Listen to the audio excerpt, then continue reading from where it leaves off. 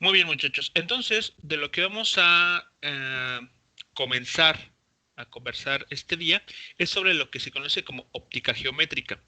¿Ok? Bueno, ¿en qué consiste la óptica geométrica o al menos cómo lo ligamos a lo que ya habíamos visto anteriormente? Bueno, la última clase que tuvimos, comentamos justamente la naturaleza de la luz, ¿no? Entonces, si ustedes recuerdan, pasamos varias clases, varias sesiones discutiendo acerca de las ecuaciones de Maxwell, que se resumen en esta tabla, donde pues estas ecuaciones nos permiten describir enteramente los fenómenos eléctricos y magnéticos que ocurren no solamente en circuitos tal cual, sino en la naturaleza de manera general. ¿Ok? Entonces, mientras tengamos una distribución de carga, tengamos alguna corriente eléctrica fluyendo en algún conductor, o tengamos campos magnéticos y campos eléctricos variables en el tiempo, vamos a tener la presencia de estas cantidades llamadas campos eléctricos y magnéticos. ¿Ok? Concretamente, para el caso del espacio vacío, es decir, cuando no hay densidades de carga ni densidades de corriente, tenemos que las ecuaciones de Maxwell se reescriben de esta manera y eso da lugar, tras un poco de análisis, a concluir que los campos eléctricos y magnéticos satisfacen la ecuación de onda, ¿okay? Concretamente la ecuación de onda tridimensional. Eso nos lleva entonces a concluir que además la velocidad con la que esta perturbación, esta onda, se está propagando, es justamente la que estimamos para la velocidad de la luz. Por lo tanto, concluimos que la luz es una onda electromagnética. ¿Ok? Entonces, también vimos cómo es el comportamiento de estas perturbaciones, ¿no? De estas oscilaciones. Entonces, como aquí vemos, tenemos un campo eléctrico y magnético oscilando y además dispuestos en direcciones perpendiculares entre sí. De tal manera que el campo eléctrico, por ejemplo, lo podemos ubicar oscilando sobre la dirección Y, al campo magnético sobre la dirección Z, y la dirección de propagación de estos dos es a lo largo del eje X. ¿Ok? Entonces, bueno, justamente esta última idea es la que vamos a retomar para comenzar a contar sobre la óptica. ¿Ok? Entonces, eh, lo que vamos a hacer ahora es imaginar o considerar que si bien estos campos magnéticos van a estar presentes en lo que conocemos como luz, vamos a asumir que la luz que nos llega del sol, que nos llega de una fuente en casa, una lámpara, un foco, lo podemos describir simplemente como rayos, ¿okay? Como flechas, eh, los cuales pues vamos a asumir contienen justamente esta información que estamos aquí mostrando. ¿Okay? Entonces, a continuación, en lo que vamos a tratar ahora, cuando hablemos de luz y concretamente de rayos de luz, implícitamente la imagen que tenemos que tomar en cuenta es justamente un conjunto de campos eléctricos y magnéticos que están oscilando y que se están desplazando. ¿Okay? Entonces, bueno, ¿a qué vamos a llamar la óptica geométrica? Bueno, esa rama de la física, entonces una óptica geométrica es una rama de la física que se encarga del estudio de la formación de imágenes mediante rayos de luz. ¿De acuerdo? Entonces, bueno, lo que les mencionaba, ¿qué vamos a entender o cuál va a ser la idea detrás de lo que llamaremos rayo de luz? Bueno, entonces, una vez más tomaré esta imagen que les comentaba hace unos instantes.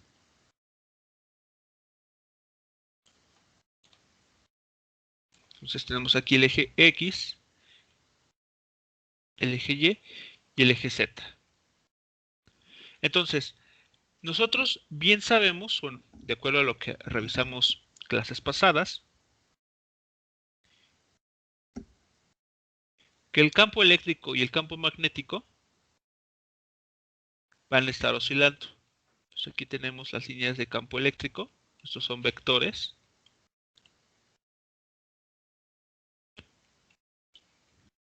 que oscilan en la dirección, que se están desplazando a lo largo del eje X y están oscilando sobre el eje Y. ¿Ok?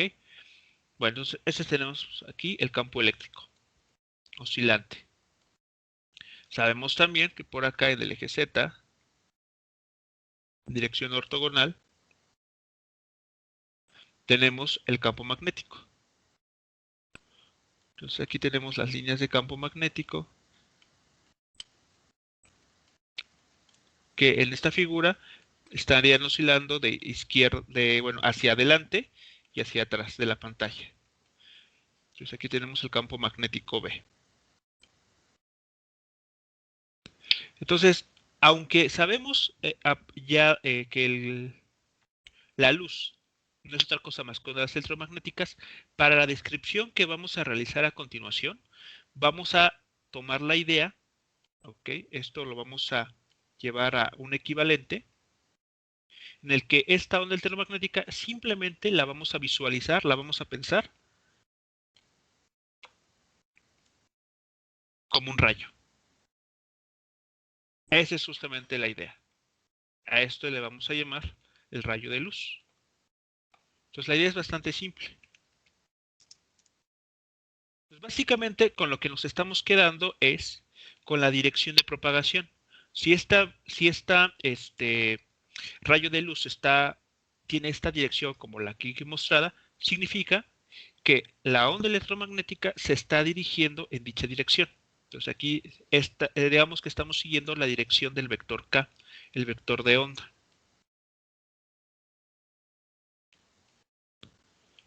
¿Okay? Entonces aquí el vector de onda está a lo largo del eje X.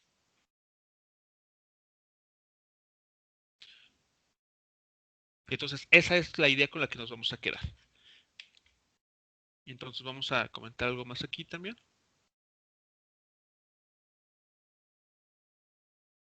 Vamos a decir lo siguiente. En la aproximación de rayos de luz,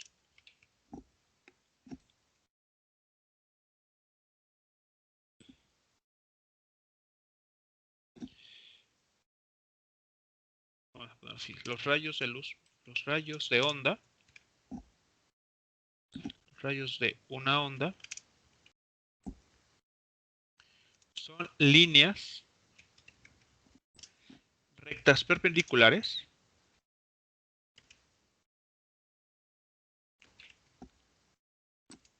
a los frentes de onda. ¿Esto qué quiere decir? Bueno, ya lo habíamos visto. Déjenme ir hacia atrás para retomar esa idea.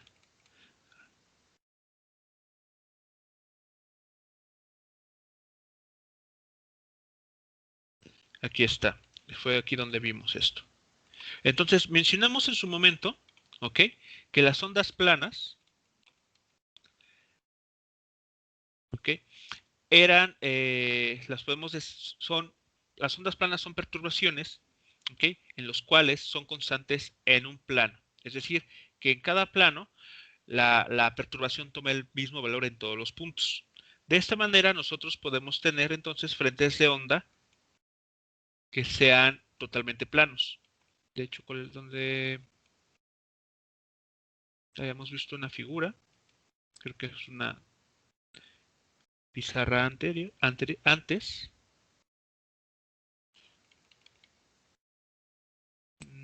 Justamente aquí. Justamente esa es la imagen que quiero que recuerden ustedes a continuación.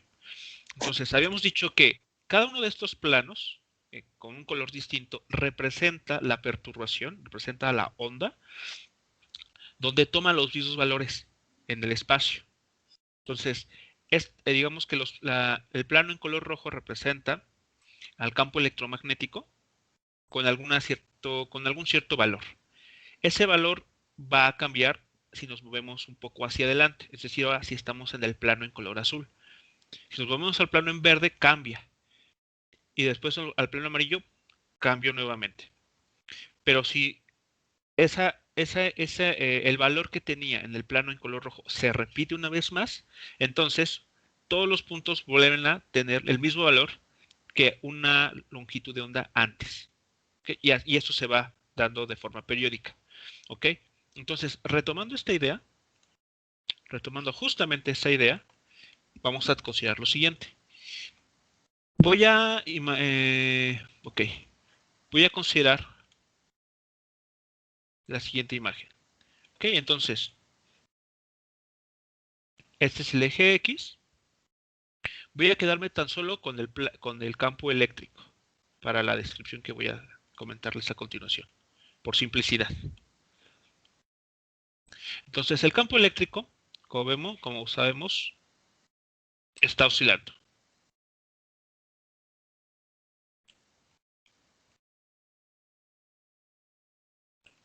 Entonces, aquí tenemos las líneas de campo eléctrico. Son vectores que están cambiando su magnitud. Bueno, supongamos entonces que nos ponemos en este punto, en el punto de amplitud máxima positiva. ¿Ok? Entonces, evidentemente, cuando pensemos en la luz que nos llega del sol, no solamente nos llega un rayo, sino nos llega una infinidad de rayos. Entonces aquí yo podría dibujar varios campos eléctricos.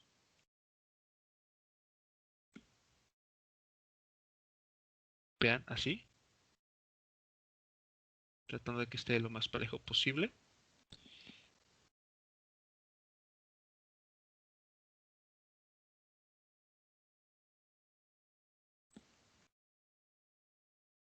¿Ok?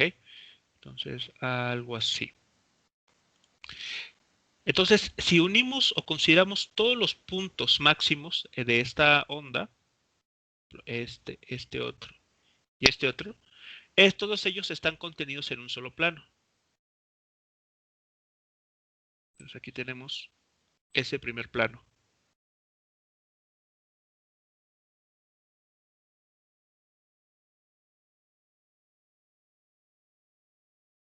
¿Ok? Entonces, quiero que piensen que en este plano que está en color amarillo, están todos los puntos en las ondas electromagnéticas en los cuales el campo eléctrico adquiere su valor positivo, más alto o de mayor valor. El siguiente, vamos a considerar un plano que contenga todos los puntos en los cuales el campo eléctrico toma el valor cero. Entonces, lo que vamos a dibujar a continuación es un plano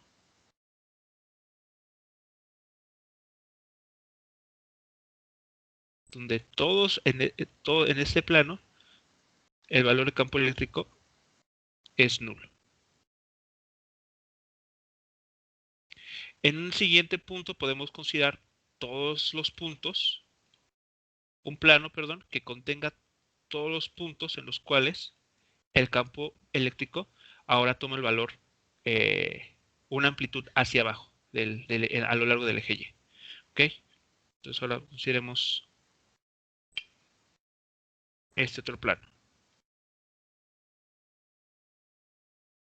Entonces en este plano en color verde estoy indicando que están todos los puntos del campo eléctrico en los cuales toma el valor negativo. ¿Ok? Y entonces, si lo notan, el siguiente punto que podemos considerar es cuando el campo eléctrico vuelve a ser cero, es decir, el plano en color rojo.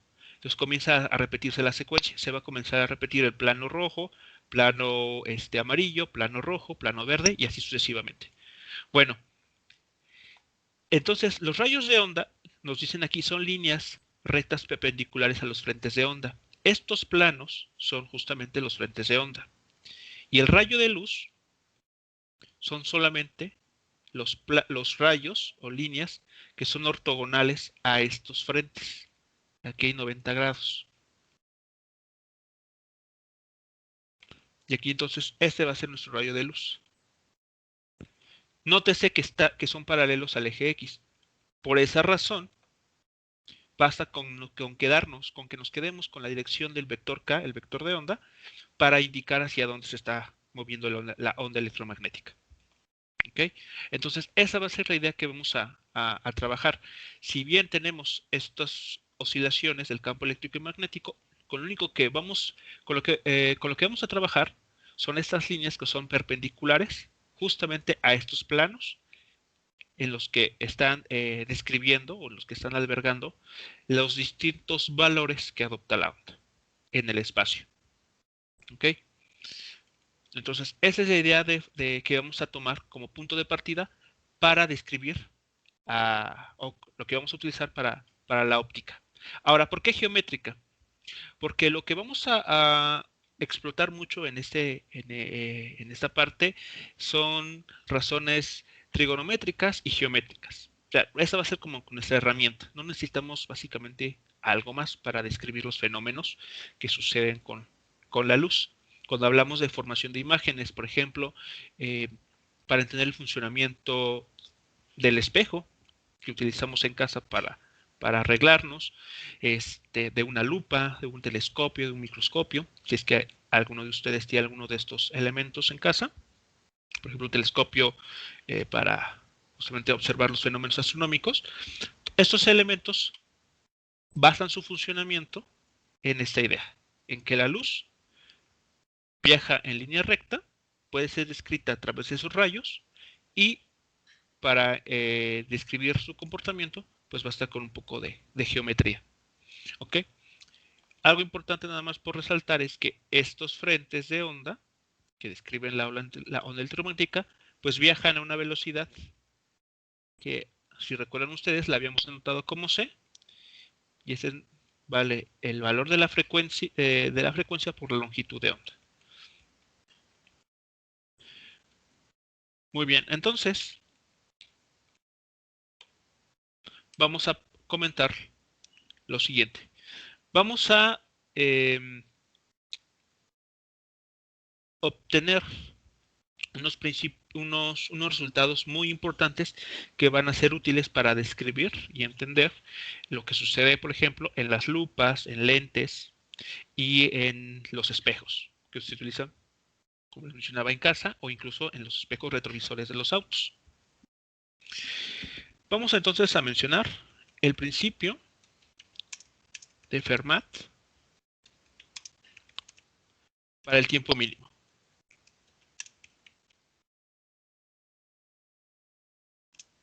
Entonces, el principio dice lo siguiente. Establece que el trayecto seguido por la luz, ¿ok? La luz, pensándola como rayo simplemente, al propagarse,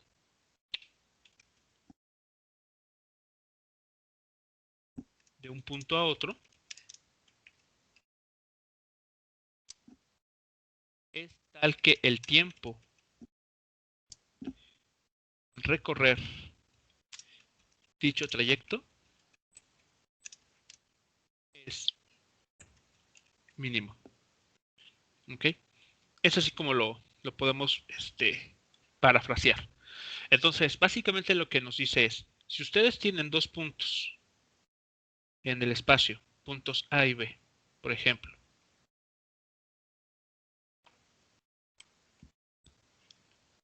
para llegar a esos puntos A y B, pues uno podría pensar en tomar cualquier ruta. Por ejemplo,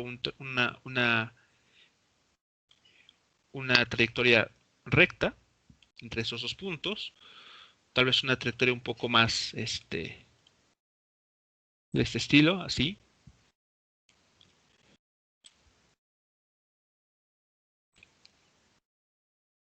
O alguna otra como la que está aquí en color rojo.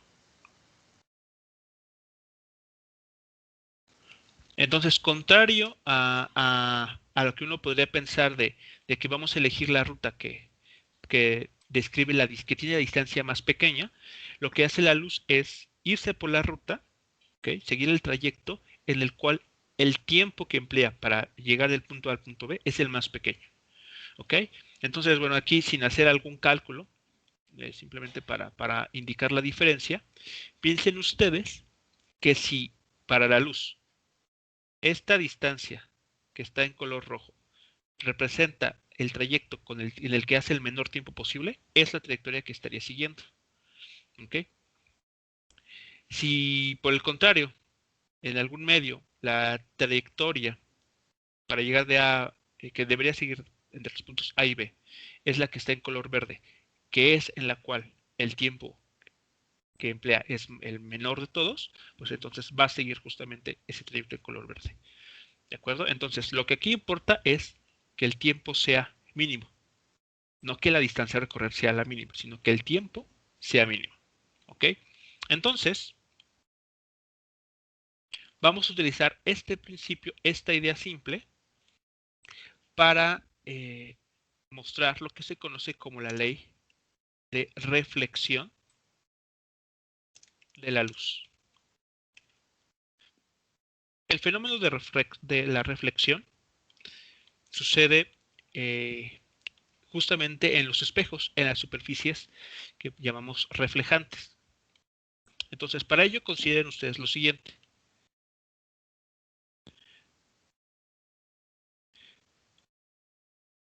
Esta superficie, esto que estoy dibujando, piensen ustedes que es un espejo, ¿ok? Y entonces, ¿qué es lo que qué es lo que encontramos en un espejo? Bueno, vamos a asumir, tenemos un conjunto de rayos de luz que están incidiendo sobre esta superficie, sobre un espejo plano ubicado en algún lugar, ¿ok? Entonces, ¿qué es lo que va a suceder con la luz después de que llegan a la superficie del espejo? ¿Ok? Entonces, una fuente de luz evidentemente no emite un solo rayo, sino emite un conjunto de varios rayos de luz. Para nuestro análisis vamos a trabajar solamente uno, por simplicidad. Pero bueno, la regla pues se va a aplicar en cualquier otro rayo que ustedes consideren. Entonces, tenemos un rayo de luz que llega a nuestra superficie reflejante. Vamos a considerar, y aquí viene una parte importante, una recta, ¿okay?, que sea ortogonal, que sea perpendicular a la superficie reflejante. A esta línea la vamos a llamar normal. Va a ser la línea normal.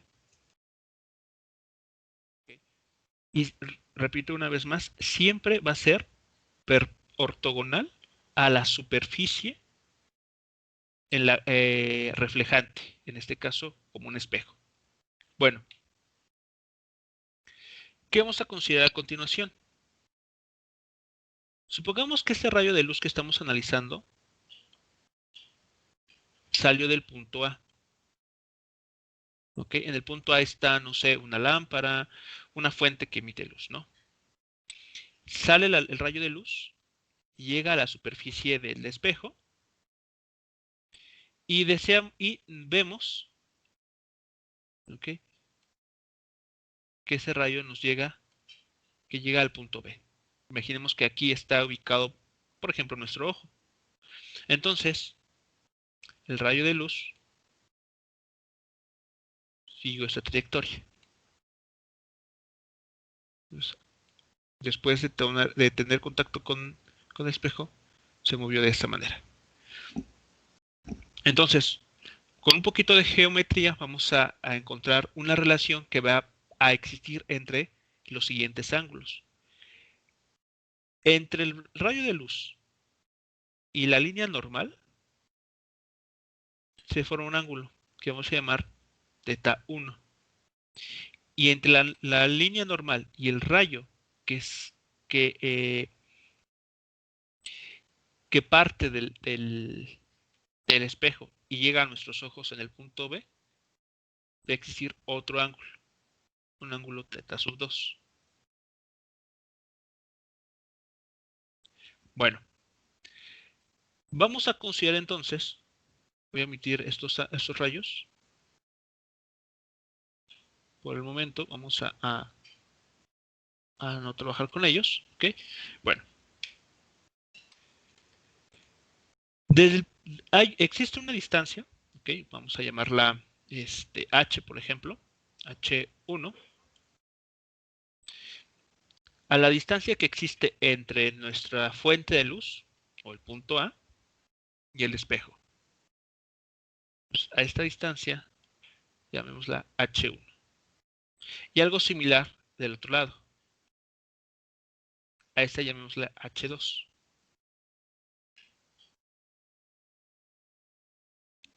Pensemos además que la separación entre estos dos puntos la podemos llamar, si les parece bien, L mayúscula.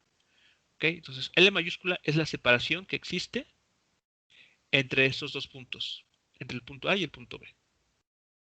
Bueno,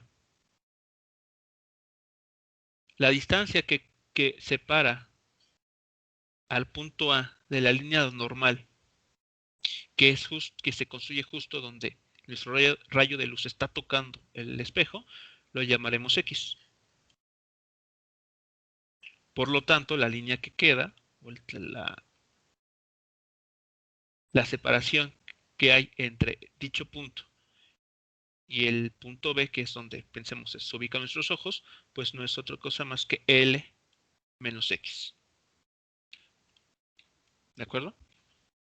Entonces, esta va a ser la construcción que vamos a considerar. Lo que quiero que aquí se quede bastante claro es, nuestro objetivo es determinar una relación que existe entre estos dos ángulos que se están formando. Y para ello, estamos considerando estas distancias como punto de apoyo. Entonces vamos a considerar lo siguiente. Vamos a hacer el comentario aquí a un costado.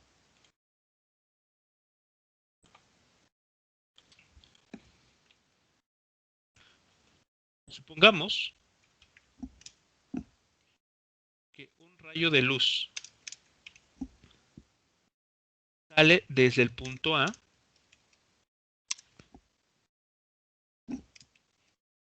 en dirección a una superficie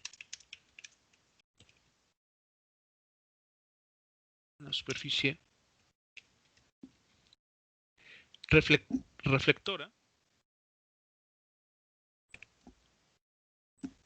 y llega al punto B.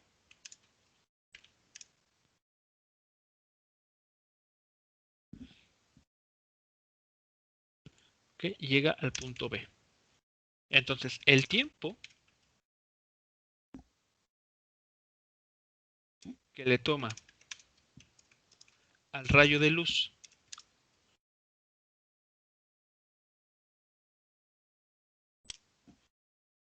para ir del punto A a B, lo podemos expresar de la siguiente manera. ¿Ok? Entonces, el tiempo que le toma a este rayo de luz, vean que lo podemos descomponer en dos tiempos. Primero, el tiempo que le toma ir del punto a la superficie reflectora, al espejo, y después del espejo para llegar al punto B. Lo voy a considerar así. Tenemos T1 más un tiempo T2. Ahora este tiempo T1, ¿cómo lo podemos expresar en términos de estas longitudes que estamos aquí definiendo?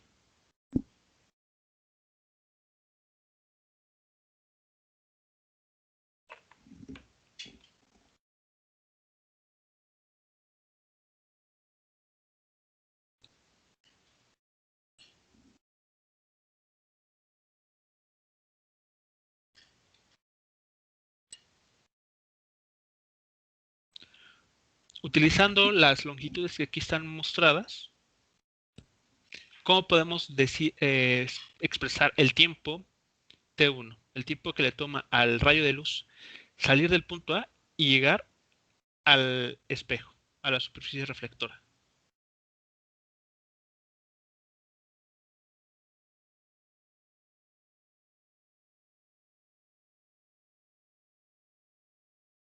Sabemos aquí con qué velocidad se mueve este rayo de luz.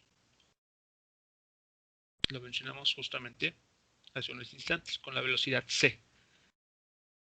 Entonces, si sabemos con qué velocidad se mueve y sabemos el trayecto que sigue, esta línea en color verde, ¿cómo podemos expresar el tiempo t1 en términos de estas distancias?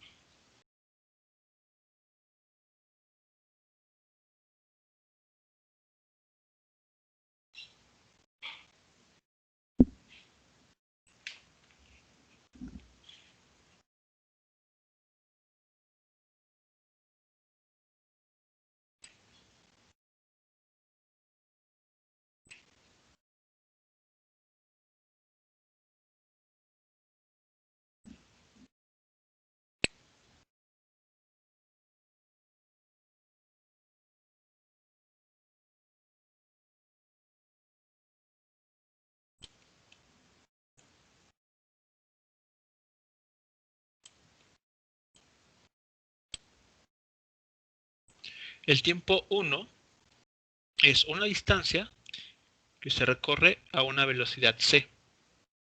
El tiempo 2 es igual a una distancia d sub 2 que se recorre a una velocidad c también.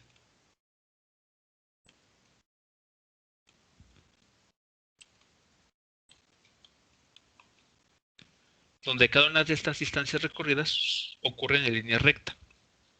Por lo tanto, esta distancia d1, ¿cómo la pueden ustedes expresar a partir de los datos mostrados en la figura?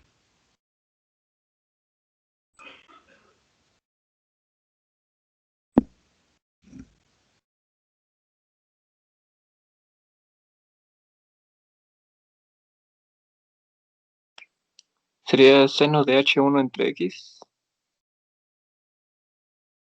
¿Cómo, perdón? El seno de h1 entre x para nuestra distancia 1. Pero h1 es una distancia, no un ángulo. Ah, bueno, sí. A ver.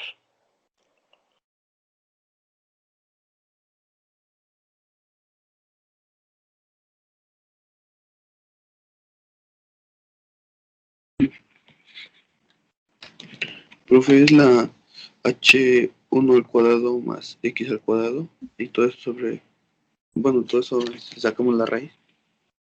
Ok, entonces, ¿con esto qué estás encontrando? La hipotenusa, por así decir, del triángulo Ajá, que está del lado izquierdo. ok, correcto. Entonces aquí uno puede reconocer o visualizar un triángulo rectángulo cuyos catetos son h1 y x, ¿no? Entonces, la distancia que nos está interesando, sí, que nos interesa obtener aquí es justamente la que está dada por la hipotenusa, porque que va del punto A al punto en el cual el rayo de luz está tocando el espejo. Entonces, en efecto, por eso les digo que esta óptica geométrica emplea mucha trigonometría y geometría. Entonces, digamos, aquí uno tiene que utilizar esas herramientas para analizar los problemas. Entonces, muy bien, en efecto, esta distancia de 1, la podemos expresar como h1 al cuadrado más x al cuadrado en una raíz cuadrada, y esto dividido entre la velocidad con la que se mueve la luz, que es c, más, ahora, ¿qué sucederá con el otro tiempo, t sub 2?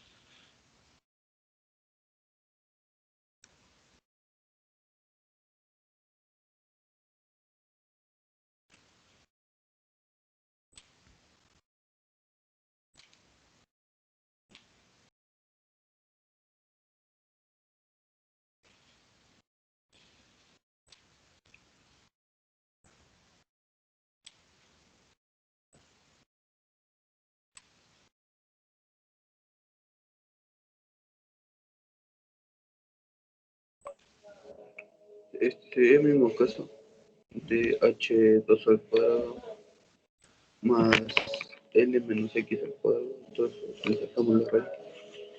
Ok.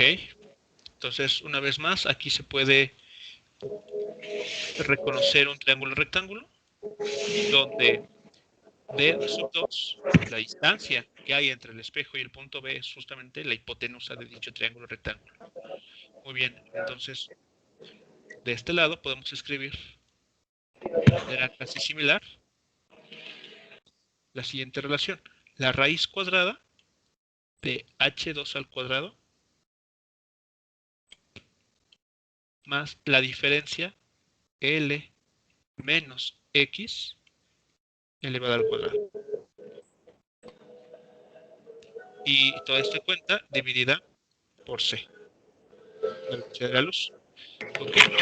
Entonces, esa es la forma en que estaríamos nosotros expresando el tiempo que le toma a un rayo de luz ir del punto A al punto B. No sé si existe aquí en este momento alguna pregunta o algún comentario.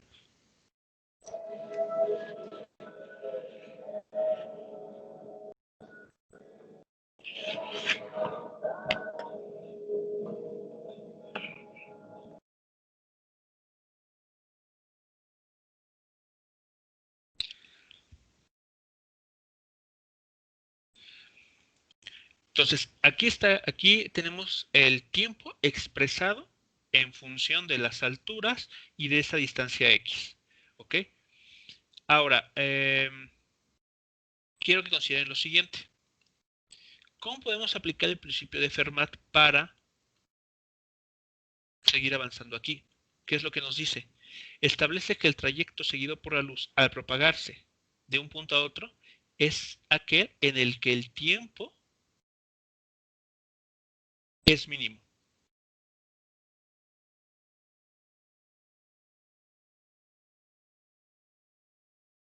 El tiempo que emplea la luz en llegar del punto A al punto B tiene que ser el mínimo posible.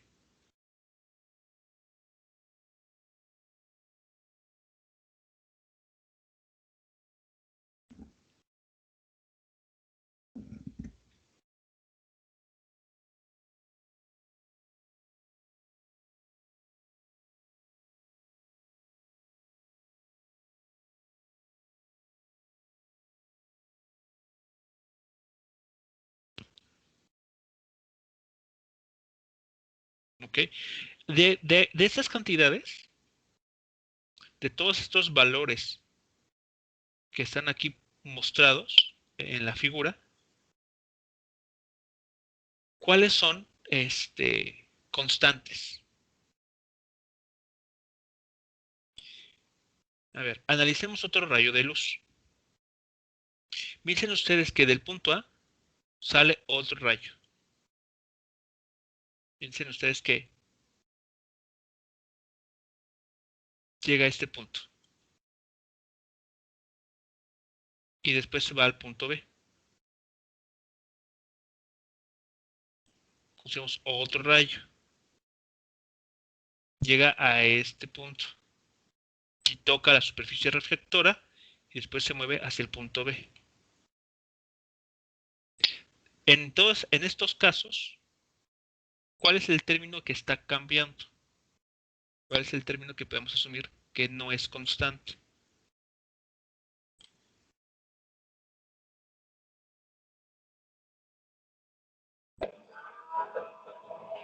La distancia x.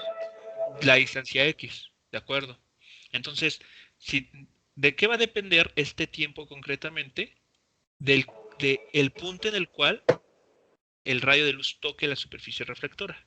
O sea, H1 y H2, que son las alturas a las cuales se encuentra el punto A y el punto B respectivamente, no cambian. En ninguno de los casos que aquí que les mencioné cambiaron. ¿Ok?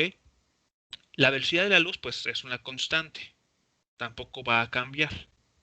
Entonces, el tiempo T aquí mostrado depende enteramente del valor de la distancia X, del punto en el cual el rayo de luz toque a la superficie reflectora.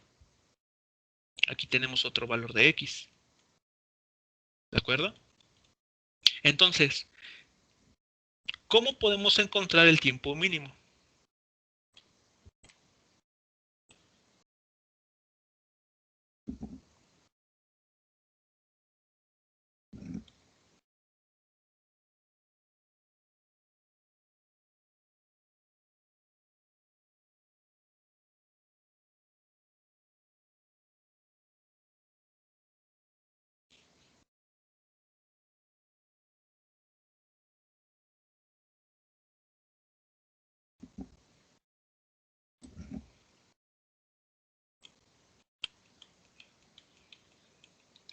Esa parte del mínimo, ¿no les recuerda a algo?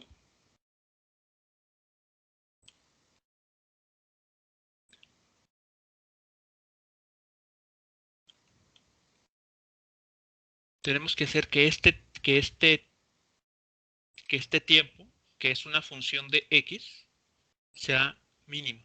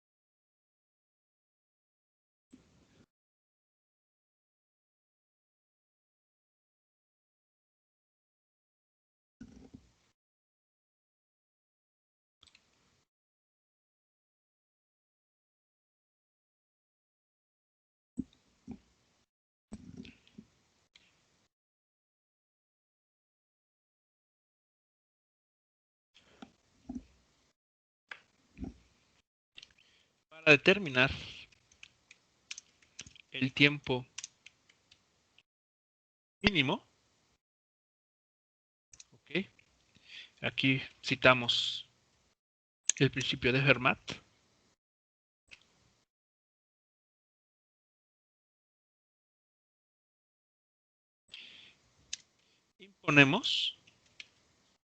Imponemos la siguiente condición.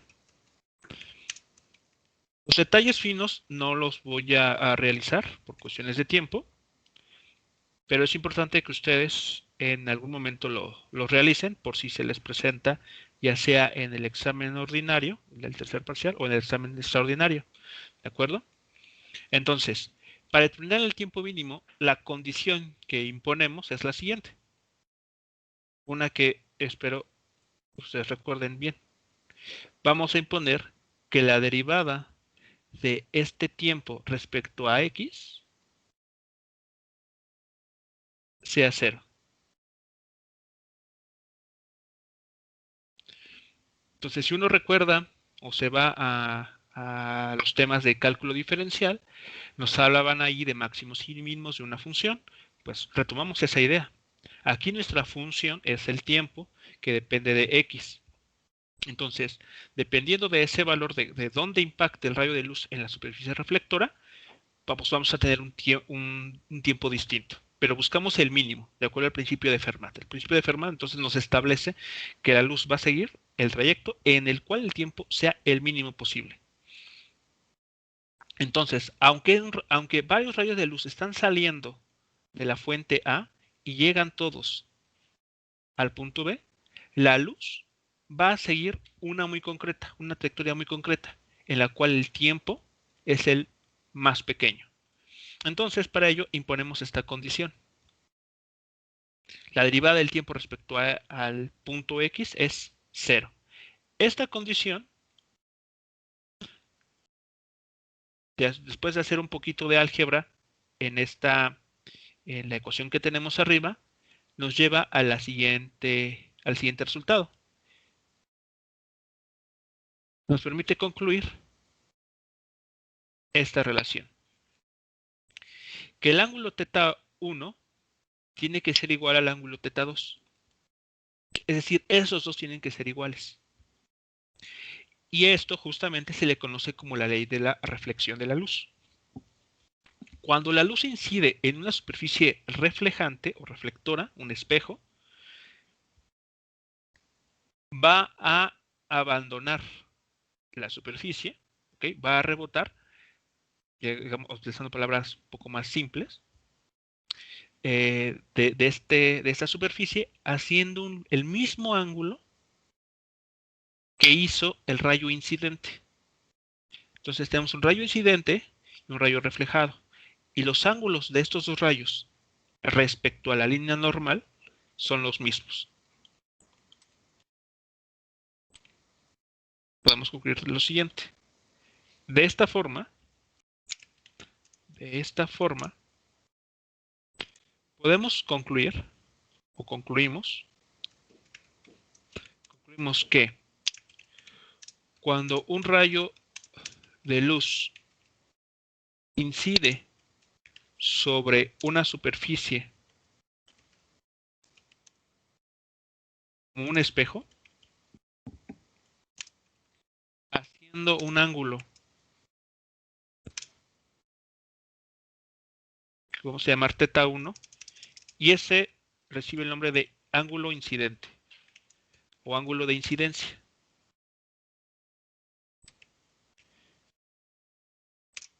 ¿Okay? Abandona el espejo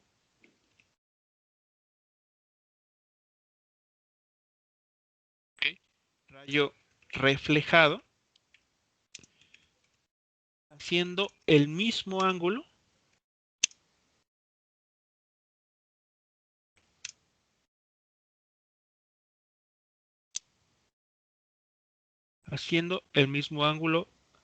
θ1, ¿no? Ese lo vamos a llamar ángulo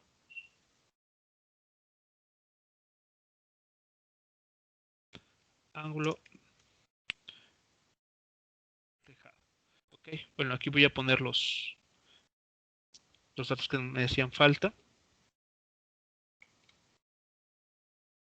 A ver, entonces, concluimos que cuando un rayo de luz incide sobre una superficie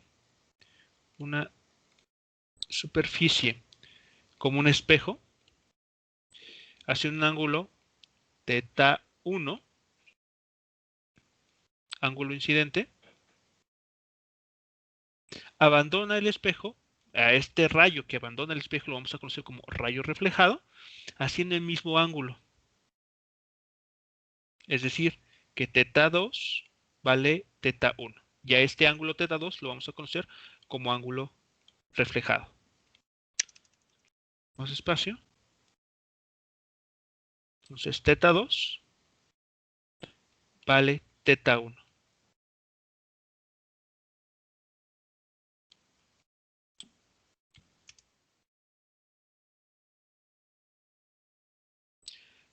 Okay. Y eso es lo que va a suceder en los espejos, sin importar la forma que estos espejos tengan. Es el ángulo que hace el rayo de luz con la línea normal. Y recordemos que la línea normal es una recta ortogonal a la superficie. Va a ser tanto al incidir como al reflejarse.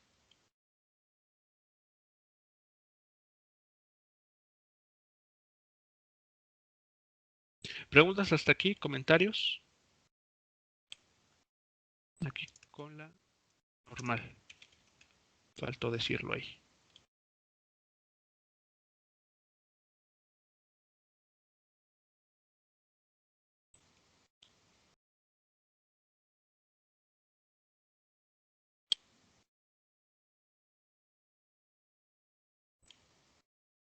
A ver, aquí voy a hacer unas correcciones porque Se movió todo esto.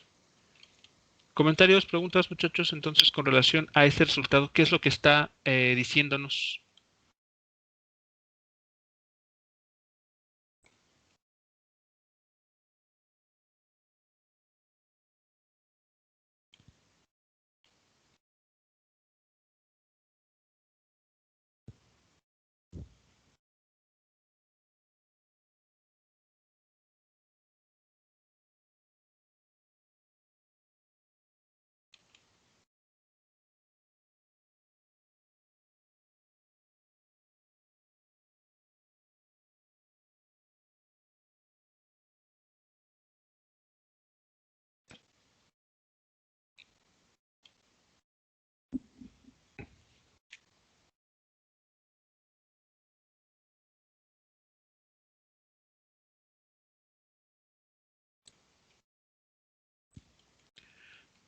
Ok, entonces, a ver, tenemos esta información. Muy bien, entonces, a continuación, vamos a comentar lo siguiente.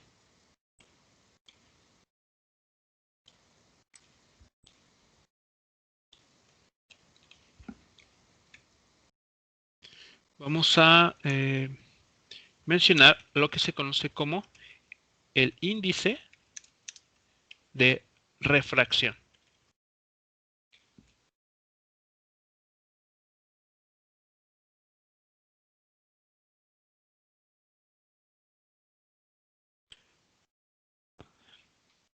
Bueno,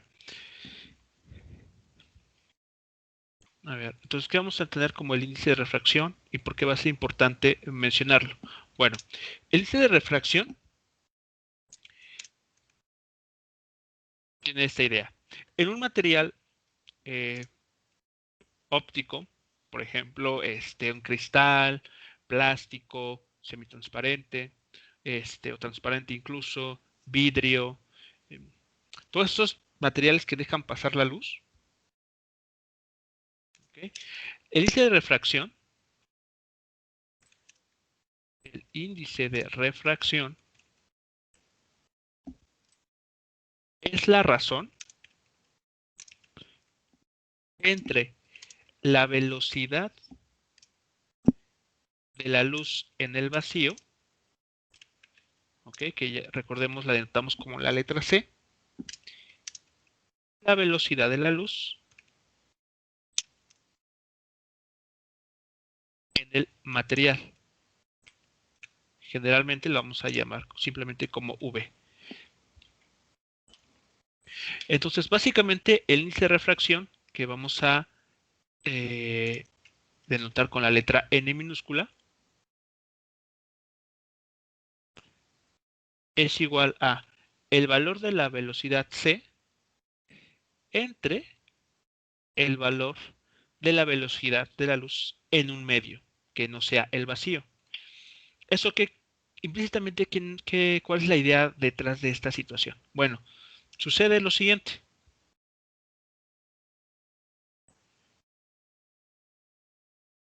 Ok, mejor así. Pensemos en un rayo de luz, ¿ok? Que está llegando a un material. Pensemos en el vidrio de nuestras ventanas, de las ventanas en casa. ¿De acuerdo? Entonces, la luz del exterior va a atravesar el vidrio. ¿De acuerdo? Esto que está en amarillo representa, entonces, el vidrio. Aquí estoy exagerando, imaginando que el vidrio, bueno, tiene un grosor considerable, ¿no? Bueno, como hemos visto, el rayo de luz está describiendo una onda electromagnética. Entonces aquí tenemos una onda electromagnética con un valor concreto de su longitud de onda. Ok, aquí tenemos lambda. Bueno, cuando la luz que pensemos aquí está en el vacío llega e interactúa con algún medio distinto del vacío, la longitud de onda va a sufrir cambios. Concretamente, por ejemplo, aquí se va a cortar. Entonces la luz llega, entra al material y la longitud de onda se acorta. Entonces la longitud de onda se vuelve más pequeña al interior del material.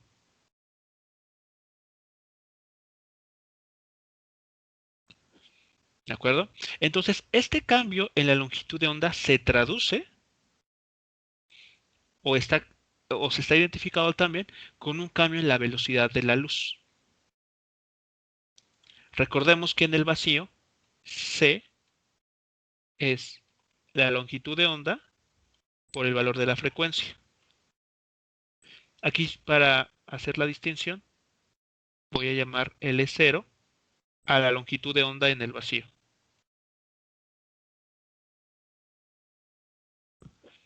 Cuando la luz entra a un material distinto del vacío, entonces la longitud de onda va a cambiar, la frecuencia se va a mantener y la velocidad de la luz cambia entonces.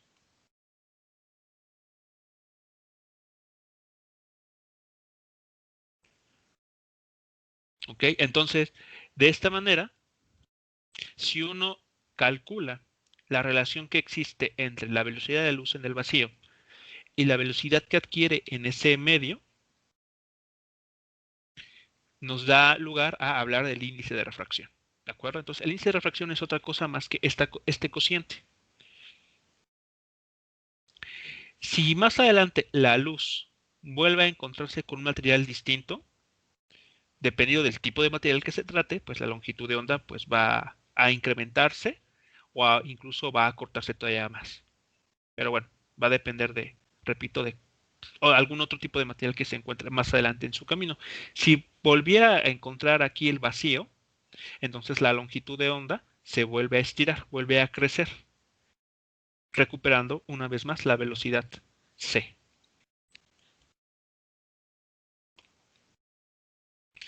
¿De acuerdo? Entonces, esta idea la vamos a explotar en lo que se conoce como la ley de refracción de la luz.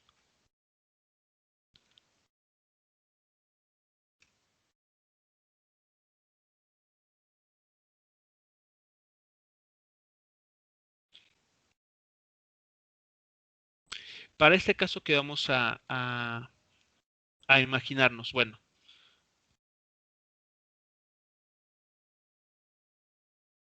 consideren ahora la siguiente situación. Piensen ustedes que esto que esta, voy a dibujarlo así, hacia abajo. Imaginen ustedes que están haciendo incidir luz con la ayuda de alguna fuente sobre una superficie con agua, una pecera o un vaso con agua. ¿Okay? Entonces la luz viene de un medio que digamos sería el aire y va a entrar a un segundo medio que es el agua. ¿Okay? Justamente de lo que está tratándose aquí. Un cambio en el medio que atraviesa la luz. Bueno, entonces vamos a situar, como ha sido en el caso anterior, un punto A del cual va a salir un rayo de luz. Entonces, este rayo de luz sale del punto A, llega a la superficie de, de este material, ¿okay? A la interfaz que sería, que se forma entre este medio, que vamos a llamar medio 1,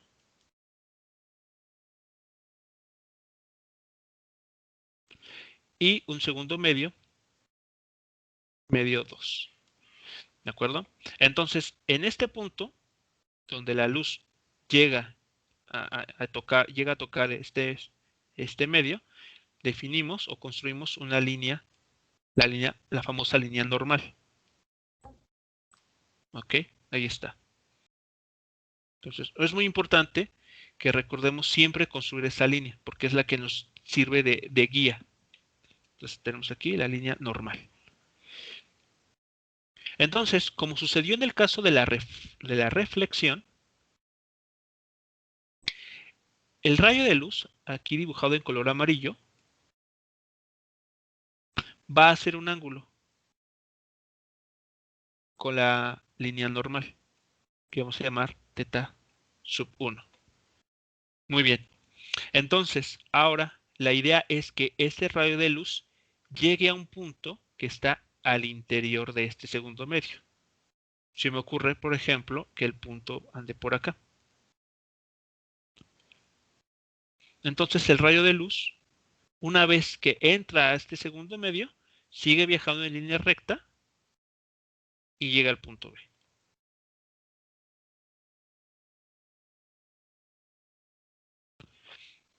Y este rayo de luz, a su vez, hace un ángulo con la línea normal, que vamos a llamar θ sub 2. ¿De acuerdo? Entonces, ¿qué otro dato hay que considerar aquí? ¿O qué hay que tomar también en cuenta? Bueno, como hubo un cambio de medios, que medio 1 a medio 2, vamos a pensar que en el medio 1 la velocidad de la luz es v1 y en el medio 2 es v sub 2. ¿Ok?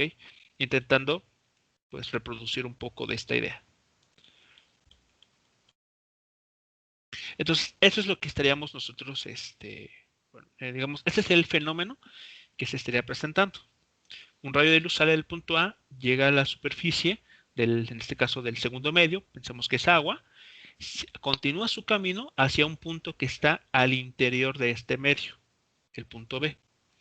Y caracterizamos a estos rayos a través de los ángulos que se forman entre dichos rayos y la línea normal. Bueno, similar a lo que sucedió, ¿ok?, para la reflexión de la luz, podemos utilizar un poquito de geometría, hacer alguna construcción geométrica para determinar entonces lo que sucede con estos ángulos. Entonces, ¿qué podemos tomar como punto de apoyo? Bueno, consideremos estas alturas. La altura que hay entre el punto A y la superficie del medio, y hacia abajo, la distancia que hay entre la superficie del medio, esta interfaz, y el punto B. Entonces vamos a llamar este H1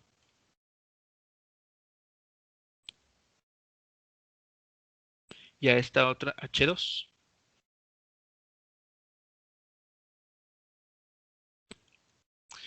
Vamos a considerar también que esos dos puntos A y B a lo largo de la línea horizontal están separados. La separación entre estos dos puntos vamos a llamarla L también. Y al punto en el cual el rayo de luz llegó a la interfaz que separa esos dos medios, vamos a llamarla X. Casi como guiándonos del ejemplo pasado.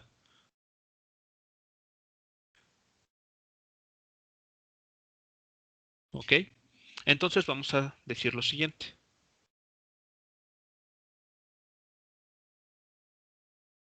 Suponga ahora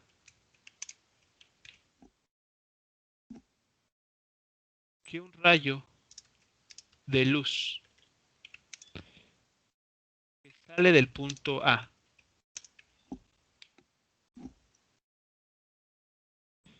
suponga ahora que este rayo de luz atraviesa un cierto material para llegar al punto B. ¿De acuerdo? La velocidad en el primer medio es B1. ¿Ok? Aquí voy a dejar espacio para poner el subíndice. Y en el segundo medio es B sub 2.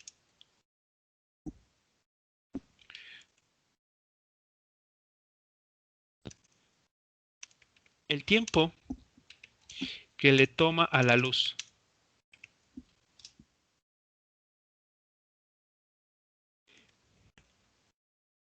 ir del punto A al punto B es. Ahora, ¿cómo podemos expresar este tiempo?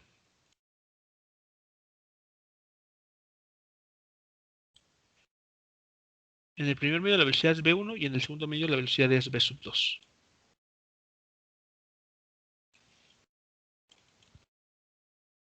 Entonces aquí, ¿cómo pueden ustedes expresar el tiempo?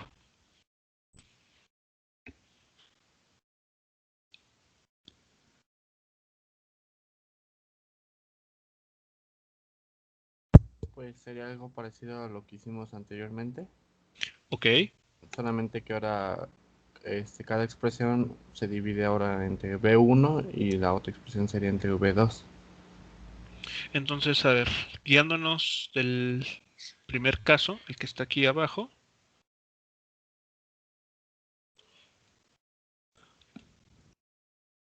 Vamos a retomarlo, ok.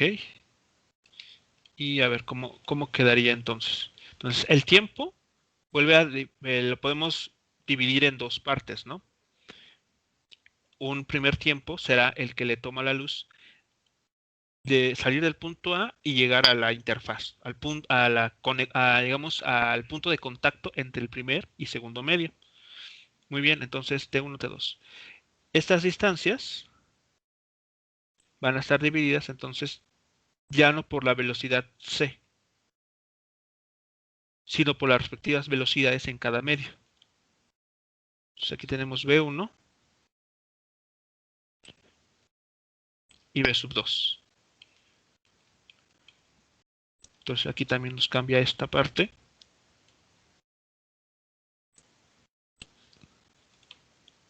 Entonces aquí tenemos V1 y V sub 2.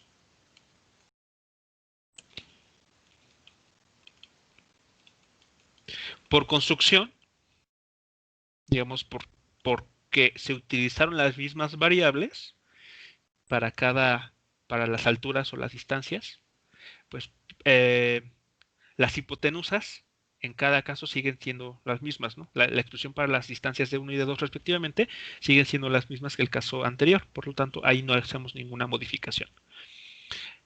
Entonces, para encontrar el tiempo mínimo, una vez más, imponemos la condición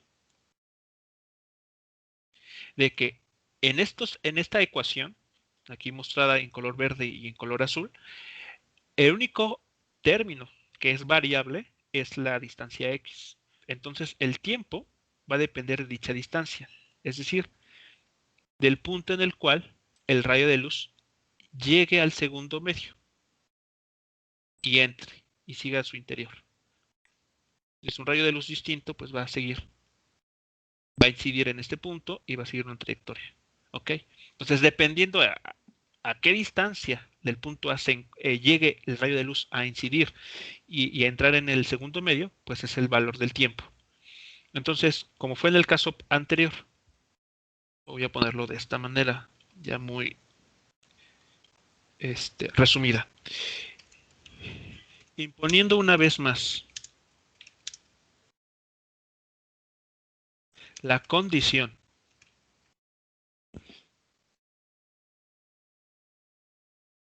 ¿ok? Si imponemos la condición de que la derivada de este tiempo respecto al valor de la distancia x sea 0,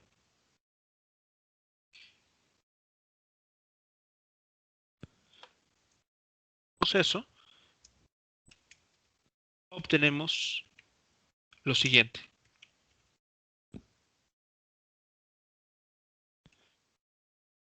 ¿Ok? Entonces, haciendo un poquito de álgebra, ustedes derivan esta expresión.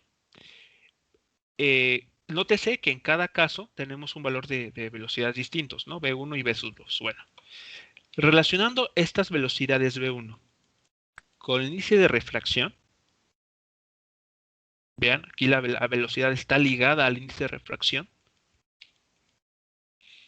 encontramos la siguiente relación.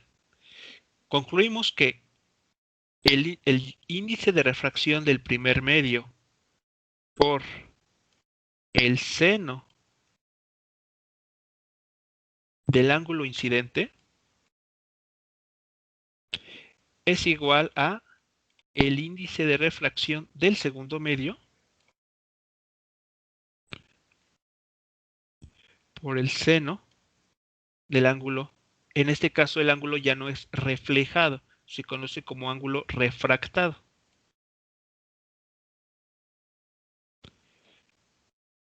Y a esto se le conoce en la literatura, ustedes lo pueden encontrar como ley de Snell.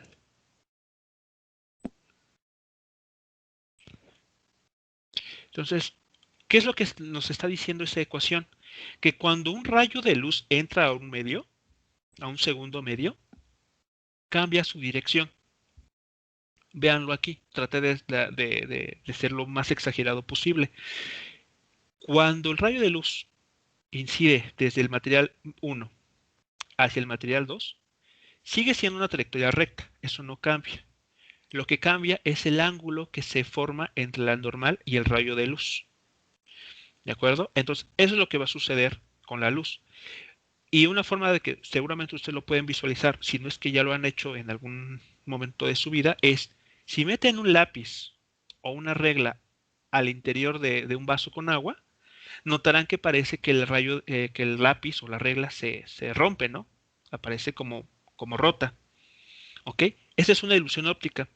Pero la idea o la explicación de esa ilusión óptica está justamente basada en la ley de Snell. Es decir, que la luz que nos está llegando de la parte del lápiz que está inmersa en el agua tiene una dirección distinta de la parte que está en el aire o que queda al descubierto en el aire. Y nuestra interpretación o la imagen que llega a nosotros y que nuestro cerebro procesa es que parece que este objeto pues se ha roto. ¿Ok? Y la explicación es simplemente esto, que la luz cuando cambia de medio, cambia de dirección.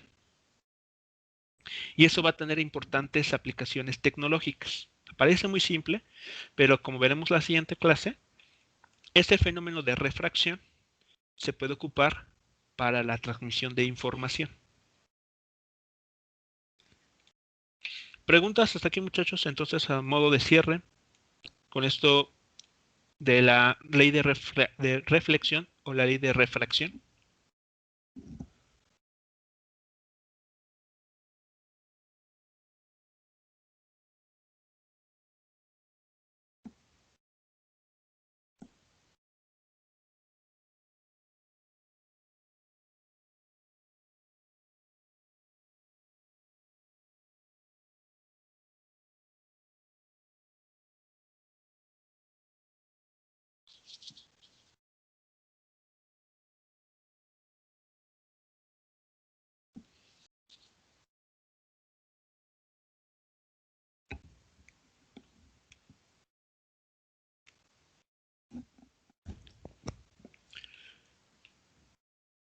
Bueno, entonces, si no hay comentarios, preguntas de esta parte, la siguiente clase, el día lunes, vamos a retomar justamente esto último que les comentaba sobre la refracción de la luz.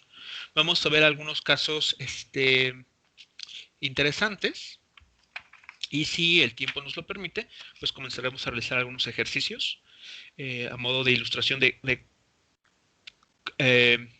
no solamente para resolver problemas que tengan que ver con la refracción o reflexión de la luz, sino para explotar justamente esta parte de la óptica geométrica o concretamente el adjetivo geométrico.